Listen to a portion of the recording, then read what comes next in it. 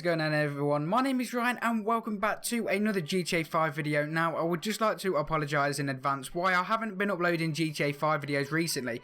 Well, basically, every time I upload a GTA 5 video, I feel the quality really blurs out sometimes.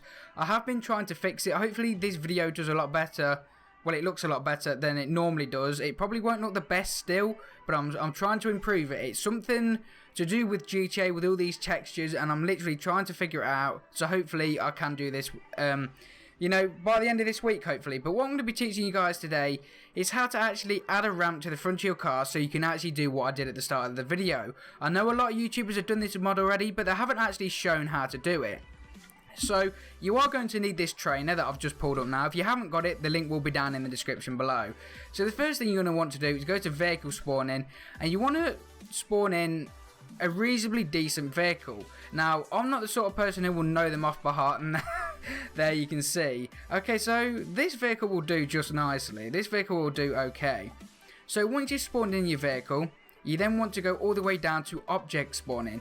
Now, if you know the ID for a ramp, then you can go ahead and spawn in a load of ramps, but just for default purposes, you want to go to spawn individual objects. Now, like I said, if you do know the ID, you can actually go ahead and spawn in the ID itself, and then the object will spawn in. But if you want to just do the basic one, you can just go to spawn individual object, and you want to go to prop MP ramp number 3. So there you can see, we've spawned in the ramp. Now, of course, like I said, there are tons of other ramps that you guys can do this with, but this is just basic. If you want to know the IDs, you are going to need to look for a forum. I will probably leave them down in the description below if I can find anything useful. So what you want to do now is sort of line your vehicle up. It doesn't really matter too much, but you want to press against it. Okay, so what you want to do now is go to object spawning, and what you want to do now is go all the way to attach object menu. So scroll all the way down and click 5.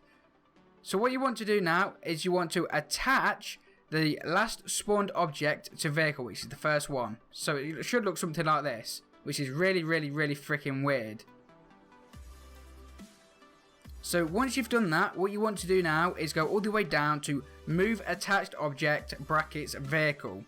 Now, as you can see, you need to read through this. So all your keys on your number pad will do different things like this. So it will move it, it will change the height of it. So the first thing I'm going to do is hold number 9, and I'm going to go ahead and turn it all the way around so we can go ahead and attach this thing.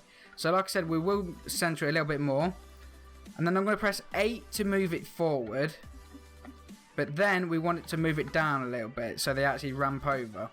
So that looks okay at the minute. We could probably still centralize this a little bit more, something like that.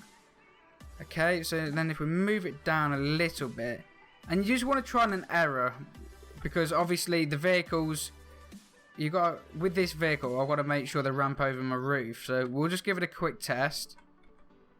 Okay, okay, so clearly that's not ready just yet, so I might want to put it about there, sort of thing, not too high, not too low. So how's this now? Okay, so that vehicle really didn't want to know. Alright, so once you play with the settings a little bit, you will hopefully get something that's satisfactory and will actually work just like that. So it's not too hard, not too difficult, but what we're going to do now is we're going to take this to the motorway and see how it looks. Because if you haven't noticed already, I have actually turned majority of the vehicles and pedestrians off. So let's go ahead and go to the motorway. Alright, so we're about to turn on vehicles and pedestrians. Okay, so there we go, they should load in now. Yep, so that we're loading in. We probably should have been on the other side of the runway. Should we do that?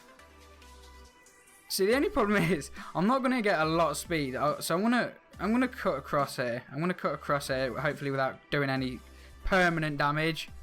And there we go.